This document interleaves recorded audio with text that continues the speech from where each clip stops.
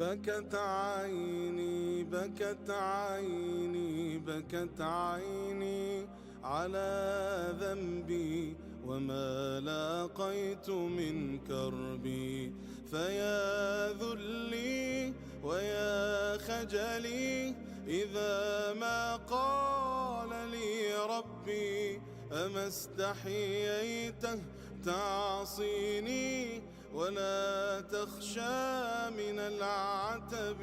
الحمد لله نحمده ونستعينه ونستهديه ونعوذ بالله من شرور أنفسنا ومن سيئات أعمالنا من يهده الله فلا مضل له ومن يضلل فلا هادي له ونشهد أن لا إله إلا الله وحده لا شريك له ونشهد أن محمدا عبده ورسوله والصلاة والسلام على سيدنا محمد وعلى آله وأصحابه ومن تبعهم بإحسان إلى يوم الدين أما بعد فيا عباد الله أوصيكم وإياي أولا بتقوى الله يقول الله تبارك وتعالى في كتابه العزيز وفرقانه المجيد أعوذ بالله من الشيطان الرجيم بسم الله الرحمن الرحيم إن الله لا يحب من كان مختالا فخورا الذين يبخلون ويأمرون الناس بالبخل فيكتمون ما آتاهم من فضله صدق الله مولانا العظيم.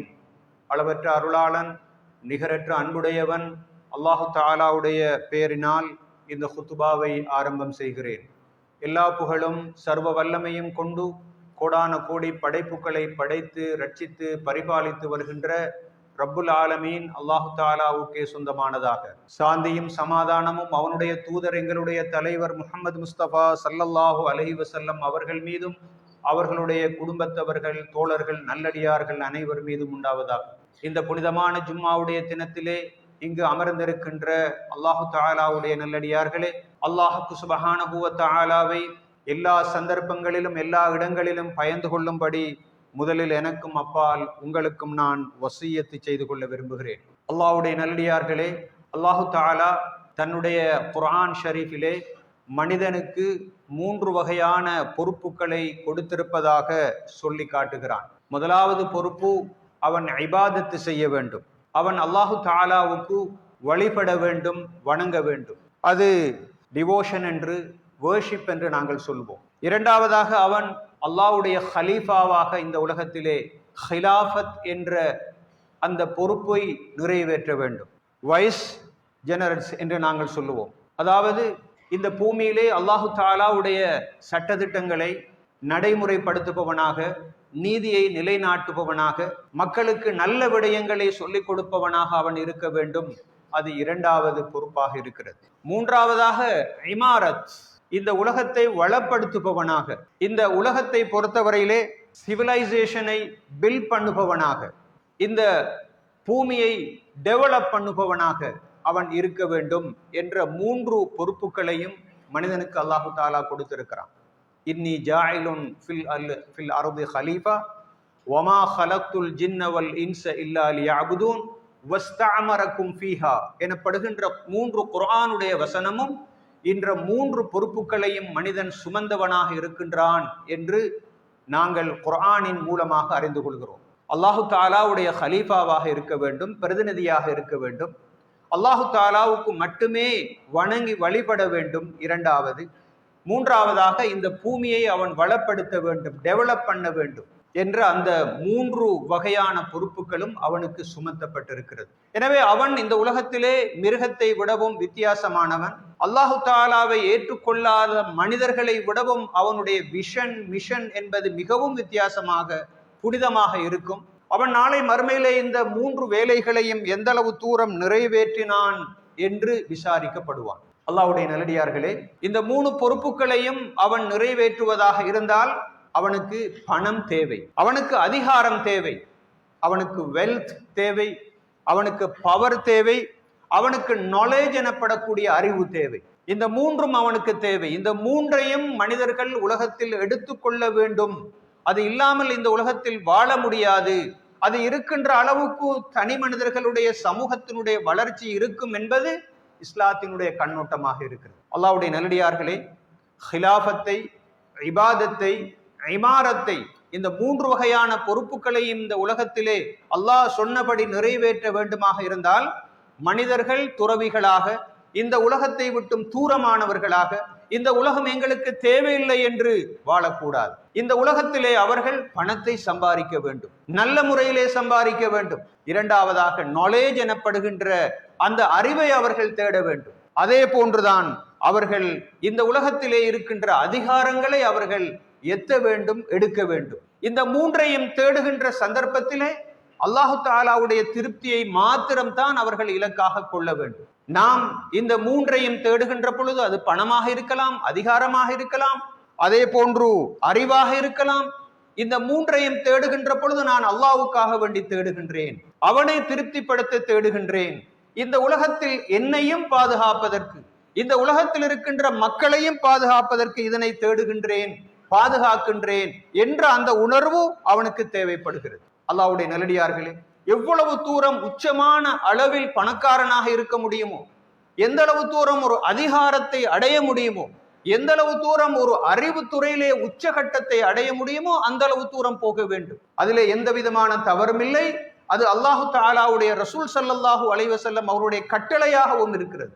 ஆனால் எவ்வளவுதான் ஒரு பெரிய பணக்காரனாக மாறினாலும், ஒரு அறிவின் உச்சத்தை எட்டினாலும், அவன் அதிகாரத்தில் எவ்வளவு பெரிய அந்தஸ்தை அடைந்தாலும் அவனிடத்திலே இருக்க வேண்டிய மிக முக்கியமான பண்பு பணிவு, அடக்கம், ஈமான், தக்வா என்ற அந்த விஷயங்கள். அவனிடத்திலே ஒரு பொழுதும் திமிர் வரக்கூடாது. அரகன்சி என்று நாங்கள் சொல்லுவோம், ப்ரௌட் என்று நாங்கள் சொல்லுவோம். அகம்பாவம், ஆணவம், பெருமை, தலைக்கணம் என்பன ஒரு நாளும் இருக்கக்கூடாது. அவன் உலகத்திலே மிகப்பெரிய பணக்காரனாக இருக்கலாம், மிகப்பெரிய அறிவாளியாக இருக்கலாம், அவன் மிகப்பெரிய அச்சீவ்மெண்ட்ஸை செய்யலாம், அவனுக்கு உலகத்திலே எத்தனையோ மெடல்ஸுகள் கிடைக்கலாம், அவன் வாழ்த்தப்படலாம், அவனுக்கு மிகப்பெரிய பாக்கியங்களை அல்லாஹு தஆலா கொடுக்கலாம். அந்த நேரத்தில் எல்லாம் அல்ஹம்துலில்லாஹ், அல்லாஹு தஆலாவுடைய அருள் தான் எனக்கு கிடைத்தது என்ற அந்த உணர்வு அவனுக்கு தேவைப்படுகிறது. அவனிடத்திலே ஹியூமிலிட்டி தேவைப்படுகிறது, அவனிடத்திலே மொடஸ்ட்ரி தேவைப்படுகிறது.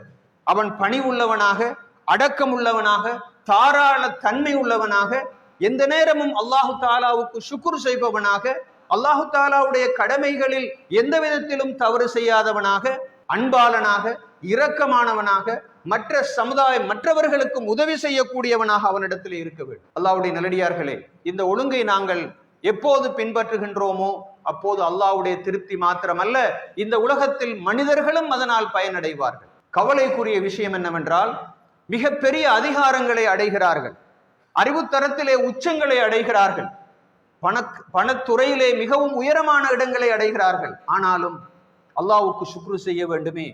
இந்த பணம் எனக்கு கிடைத்திருப்பது ஒரு அமானிதம், நான் நாளை மறுமையிலே இதற்காக வேண்டி அதிகமாக விசாரிக்கப்படுவேனே, நான் இதனை குரங்கின் கையில் கிடைத்த ஒரு பூமாலையாக பயன்படுத்தக்கூடாது. இது எனக்கு கிடைத்திருக்கின்ற ஒரு அமானிதம், எனக்கு கிடைத்திருக்கின்ற ஒரு அல்லாஹு தஆலாவுடைய ஒரு சோதனை. யாருக்கெல்லாம் இது கிடைக்காமல் இருக்கிறதோ அவர்களை விடவும் அதிகமாக நான் நாளை மறுமையிலே விசாரிக்கப்படுவேன் என்ற அந்த உணர்வு அவனுக்கு தேவைப்படுகிறது. அல்லாஹ்வுடைய நல்லடியார்களே, இந்த உணர்வு இல்லாமல் பணத்தை வைத்திருக்க கூடாது. இந்த மென்டாலிட்டி இல்லாமல் அவனிடத்திலே அறிவு வரக்கூடாது. அப்படி வந்தால் இந்த உலகத்துக்கு அது ஒரு பெரிய ஆபத்தாக முடியும் என்ற கருத்தை நாங்கள் விளங்கிக் கொள்ள வேண்டும். அல்லாஹ்வுடைய நல்லடியார்களே, குர்ஆனிலே அல்லாஹு தஆலா சூரத்து நூரிலே ஒரு முக்கியமான கருத்தை சொல்லி காட்டுகின்றான். சஹாபாக்கள் எப்படிப்பட்டவர்கள்? ரிஜாலுன் லா துல்ஹீஹிம் திஜாரத்துன் வலா பைஉன் அன் திக்ரில்லாஹ். அந்த பள்ளிவாயிலே, மஸ்ஜிது நபவியிலே இருக்கக்கூடிய அந்த மனிதர்கள் இருக்கிறார்களே, அவர்களை பொறுத்தவரையில் அவர்களுடைய வியாபாரமோ கொடுக்கல் வாங்கல்களோ அல்லாஹு தஆலாவை திக்ர் செய்வதை விட்டும், அல்லாஹு தஆலாவுக்கு தொழுவதை விட்டும், ஜகாத்து கொடுப்பதை விட்டும் அவர்களை ஒரு பொழுதும் பராக்காக்கி விட மாட்டாது, தூரமாக்கி விட மாட்டாது, டைவர்ட் பண்ணி விட மாட்டாது என்று அல்லாஹு தஆலா சொல்லுகிறான். அறிவு வர வேண்டும். நேரத்திற்கு பாங்கு சொன்னால் தொழுகைக்காக வேண்டி சமூகம் தர வேண்டும். பணம் கையில் வர வேண்டும். ஏழைகளுக்கு உதவி செய்ய வேண்டுமா? அந்த நேரத்திலே கஞ்சத்தனம் இருக்கக்கூடாது. அதிகாரம் கைக்கு எடுக்கப்பட வேண்டும். சுலைமான் அலைஹிஸ்ஸலாம் அவர்கள் கேட்டார்கள், யா அல்லாஹ், இந்த உலகத்திலே யாருக்கும் கொடுக்காத ஒரு ஆட்சியை எனக்கு தருவாயாக. ஏன் அவர்கள் கேட்டார்கள்? அந்த ஆட்சியை வைத்துக் கொண்டு உலகத்து மக்களை பிழிவதற்கா? நிச்சயமாக அல்ல. அந்த ஆட்சியின் மூலமாக உலகத்திலே பொருளாதார சுபீட்சத்தை ஏற்படுத்த வேண்டும், மக்களுக்கு மத்தியிலே நீதியை நிலைநாட்ட வேண்டும், இந்த உலகத்து மக்களுக்கு மத்தியிலே இருக்கின்ற பிரச்சனைகளை தீர்க்க வேண்டும், அதற்கு எனக்கு அதிகாரத்தை தருவாயாக என்று கேட்டார். சுவர்க்கத்துக்கு நன்மாராயம் கூறப்பட்ட 10 சஹாபாக்களும் பணக்காரர்கள். நன்றாக யோசித்து பார்த்தால் அவர்கள் பணக்காரர்கள் என்ற ஒரே காரணத்துக்காக வேண்டி சுவர்க்கத்துக்கு நன்மாராயம் கூறப்பட்டவர்களாக மாறவில்லை. அவர்களுக்கு அல்லாஹு தாலா கொடுத்த அந்த மிகப்பெரிய அந்த அமானிதங்களை அல்லாஹ்வுடைய பாதையிலே அவர்கள் செலவு செய்ததன் காரணமாக கஞ்சத்தனம் இருக்கவில்லை. அவர்களை பொறுத்தவரையில் பணிவு காணப்பட்டது, அடக்கம் காணப்பட்டது. எந்த நேரத்திலும் இந்த சொத்துக்களை என்னை விட்டும் போய்விடலாம், கை நழுவி போய்விடலாம், நாளை மறுமையிலே என்னிடத்திலே அல்லாஹு தாலா விசாரிப்பான் என்ற ஆழமான அந்த தக்வா காணப்பட்டதன் காரணமாக அவ்வளவு பெரிய அந்தஸ்தை அவர்கள் அடைந்து கொண்டார்கள். நபி சுலைமான் அலைஹிஸ்ஸலாம் அவர்களை பற்றி அல்லாஹு தாலா குர்ஆனிலே சொல்லுகிறான், உலகத்திலே அவர்களுக்கு கொடுக்கப்பட்டது போன்ற அறிவோ அதிகாரமோ வேறு யாருக்கும் கொடுக்கப்படவில்லை என்ற அளவுக்கு மிகப்பெரிய ஒரு ராஜா, இந்த உலகத்திலே பெரிய ஒரு பகுதியை ஆட்சி செய்தவர்கள் சுலைமான் அலைஹிஸ்ஸலாம் அவர்கள். அவர்களுடைய சந்நிதியிலே பல்கீஸ் அரசியினுடைய சிம்மாசனம் கொண்டு வந்து வைக்கப்பட்ட சந்தர்ப்பத்திலே அவர்களுக்கு தலைக்கணம் வரவில்லை. அல்லாஹு தாலா சொல்லுகின்றான், சுலைமான் அலைஹிஸ்ஸலாம் அவர்கள் சொல்லுவதாக, ஹாதா மின் ஃபதுலி ரப்பி லியப்லுவனி அஷ்குர் அம் அக்ஃபுர். அல்லாஹு தாலா நான் இப்படிப்பட்ட ஒரு ஆட்சியாளனாக இருக்கின்ற பொழுது எனக்கு இவ்வளவு பெரிய ஒரு பாக்கியத்தை தந்தானே, உலகத்திலே இருந்த மிகப்பெரிய பல்கீஸ் அரசியினுடைய சிம்மாசனத்தையே எனது காலடிக்கு கொண்டு வந்து தந்திருக்கின்றானே, இது என்னுடைய அறிவின் கட்டித்தனம் அல்ல, இது என்னுடைய முயற்சி அல்ல, இது அல்லாஹு தாலாவுடைய ஹாதா மின் ஃபதுலி ரப்பி, எனது இரட்சகனுடைய அருளாக இருக்கின்றது.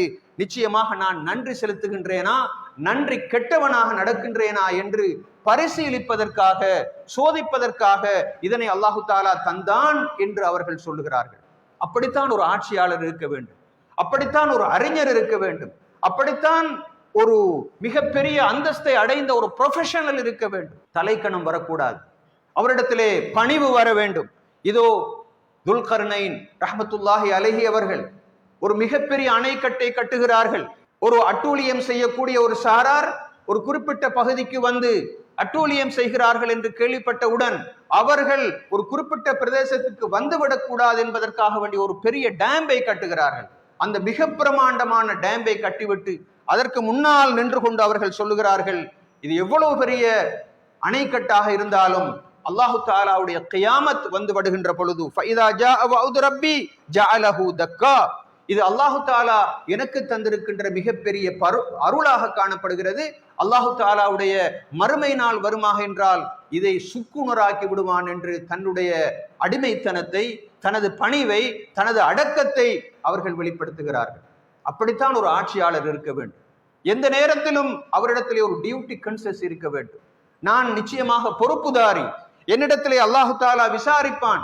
இம்மக்கன்னாஹும் ஃபில் அர்த், நாங்கள் அவர்களுக்கு பூமியிலே அதிகாரத்தை கொடுத்தால் அவர்கள் தொழுகையை நிலைநிறுத்துவார்கள், ஜக்காத்தை கொடுப்பார்கள், வ அமரு பில் மஅரூஃப், அவர்கள் நன்மையை ஏவுவார்கள், தீமையை தடுப்பார்கள் என்று அல்லாஹு தாலா அதிகாரத்தை கையில் வைத்திருப்பவர்களை பற்றி சொல்லி காட்டுகின்றான். அவர்கள்தான் எனவே பூமியிலிருந்து ஒதுங்கி அந்த ஆசிரமங்களுக்குள்ளும் துறவு மடங்களிலும் பூந்து கொண்டிருப்பது அல்ல ஒரு முஸ்லிமுடைய பணி. அவன் உலகத்திலே வாழுவான், அவனிடத்திலே அதிகாரம் இருக்கும், அவனிடத்திலே பணம் காணப்படும், அவனிடத்திலே அறிவு காணப்படும். ஆனால் அந்த அறிவோடு சேர்த்து பண்பாடுகள், நல்ல குவாலிட்டிஸ் அவனிடத்திலே காணப்படும். அவனிடத்திலே ஒரு புன்முறுவல் காணப்படும். அவன் பார்க்கின்ற மனிதர்களை நோக்கி சலாம் சொல்லுவான். அவனுடைய பணம் தனக்குரியதல்ல. நான் ஒரு வெள்ளை துணியால் போர்த்தப்பட்டு இந்த பூமியிலிருந்து விடை பெற்று செல்ல வேண்டிய காலம் இருக்குமே, இந்த சொத்துக்கள் எல்லாம் எனக்கு தரப்பட்டிருப்பது இரவலாக, நான் இதனை கவனமாக கையாள வேண்டும் என்ற அந்த உணர்வோடு தான் அவன் இருப்பான். காரூனை பற்றி அல்லாஹு தாலா குர்ஆனிலே சொல்கின்றான். மூசா அலைஹிஸ்ஸலாம் அவருடைய காலத்திலே வாழ்ந்த காரூன், அந்த காரூன் எப்படிப்பட்டவன் என்றால் அவனுக்கு அல்லாஹு தாலா அறிவை கொடுத்திருந்தான். அறிவை கொடுத்து அவனுக்கு சொன்னால், நீ அஹ்சின் கமா அஹ்சன் அல்லாஹு இலைக், உனக்கு எப்படி அல்லாஹு தாலா அறிவை தந்தானோ அதே போன்று நீ மற்ற மக்களுக்கும் அந்த அறிவை பயன்படுத்தி உதவி செய்வாயாக என்று சொன்னான். ஆனாலும் கூட அவன் இந்த பூமியிலே தலைகால் தெரியாமல் நடந்தான். தனக்கு இரட்சகன் இருக்கின்றான், விசாரிப்பானே, இந்த அறிவை பற்றி கேட்பானே என்ற உணர்வு இல்லாமல் வாழ்ந்ததன் காரணமாக வலா தன்ஸ நஸீபக மினத் துன்யா, அல்லாஹு தாலா சொல்லவில்லை நீ இந்த உலகத்தை விட்டு ஓடி ஒதுங்கி விட வேண்டும் என்று. நீ உனக்கு உலகத்திலே இருக்கின்ற பங்கை நீ மறக்க கூடாது என்று சொன்னான். அப்படிப்பட்ட ஒரு நடுநிலைமையான ஒரு வாழ்க்கையை நீ மேற்கொள்ள வேண்டும் என்று அல்லாஹு தாலா அவனுக்கு சொன்னான். அவன் கேட்கவில்லை, பெருமை அடித்தான். அதன் காரணமாக பூமிக்குள் அவனை இழுத்ததாக குர்ஆனிலே அல்லாஹு தாலா சொல்லுகின்றான். கால இன்னமா ஊத்தி துஹு அலா இல்மின், நிச்சயமாக நான் முழுக்கவும் எனது கெட்டித்தனத்தினாலும் எனது அறிவினாலும் தான் இவ்வளவு பெரிய பாக்கியங்களை பெற்றுக்கொண்டேன் என்று அவன் பெருமை அடித்ததாக நாங்கள் பார்க்கின்றோம். அல்லாஹ்வுடைய நல்லடியார்களே, எனவே இந்த பேலன்ஸான இந்த மைண்ட் செட் எங்களிடத்திலே தேவைப்படுகிறது. நாங்கள் பணத்தை சம்பாதிக்கலாம், நாங்கள் அறிவின் உச்சத்தை அடையலாம், நாங்கள் மிகப்பெரிய அதிகாரிகளாக ஆட்சியாளர்களாக மாறலாம், பல பொறுப்புகளை வகிக்கலாம். எந்த நேரத்திலும் இருக்க வேண்டிய ஒரு உணர்வு அல்லாஹு தாலாவுடைய பயம். அல்லாஹு தாலா என்னை அவதானித்துக் கொண்டிருக்கின்றான். எனக்கு தரப்பட்டிருப்பதெல்லாம் நியாமத்துக்கள், அருள்கள் தான். இருந்தாலும் இந்த அருள்கள் எல்லாம் என்னுடைய சோதனைகள். நாளை மறுமையிலே சாமானியமான மக்களை விடவும் என்னை அதிகமாக விசாரிப்பானே, அந்த விசாரணைக்கு நான் முகம் கொடுக்க வேண்டுமே என்ற அந்த உணர்வு தேவைப்படுகிறது. அல்லாஹ்வுடைய நல்லடியார்களே, கடைசியாக ஒரு விஷயத்தை ஞாபகப்படுத்த விரும்புகின்றோம். அல்லாஹு தாலா சூரத்துல் கஹ்ஃபிலே ஒரு மனிதனை பற்றி சொல்லுகின்றான். அந்த மனிதனுக்கு 2 தோட்டங்கள் காணப்பட்டன. திராட்சை, அதே போன்று ஈத்தம்பழம், இது போன்ற மரங்களை கொண்ட பெரும் தோட்டம் காணப்பட்டது. அவன் ஒரு பெரிய சொத்துக்களுக்குரியவனாக இருந்தான்.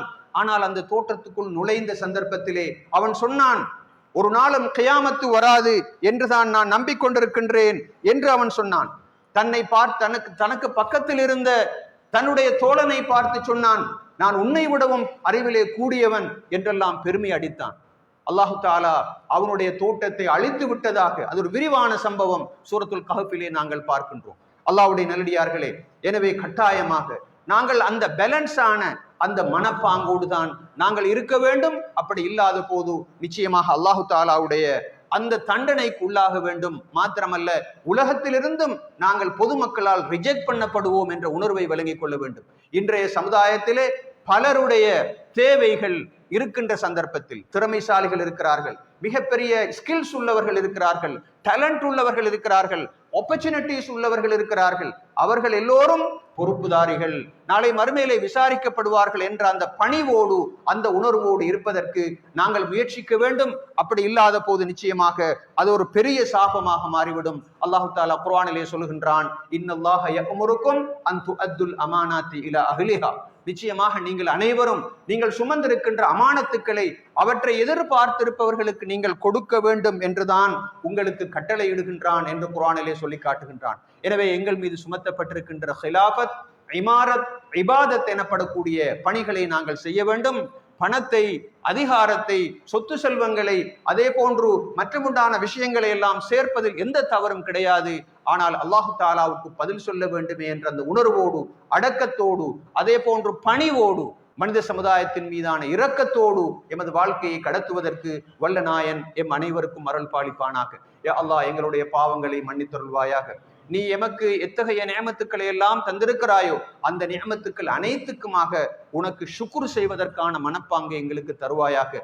எங்களிடத்திலே பணிவையும் அடக்கத்தையும் அன்பையும் இரக்கத்தையும் எங்களுக்கு தருவாயாக. மனித சமுதாயத்துக்காக வேண்டி சேவை செய்யக்கூடிய அந்த உயர்ந்த அந்த மனப்பாங்கை எங்களுக்கு நசீபாக்குவாயாக. மௌத்தாகக்கூடிய சந்தர்ப்பத்திலே களிமாவோடு மௌத்தாகக்கூடிய அந்த உயர்ந்த பாக்கியத்தை எங்கள் அனைவருக்கும் நசீபாக்குவாயாக. பலஸ்தீன மக்களுக்கு நீ விடுவை கொடுப்பாயாக. அவர்களுக்குரிய பிரச்சனைகளை எல்லாம் தீர்த்து கொடுப்பாயாக. அவர்களுக்கு உலகத்திலே உயர்ந்த கண்ணியங்களை நீ அவசரமாக காட்டி கொடுப்பாயாக. யா அல்லாஹ், நாளை மறுமையிலே உன்னை சந்திக்கின்ற பொழுது தூய்மையான உள்ளத்தோடு சந்திக்கின்ற அந்த பாக்கியத்தையும் அனைவருக்கும் நசீபாக்குவாயாக. ஆமீன் ஆமீன் யா ரப்பல் ஆலமீன்.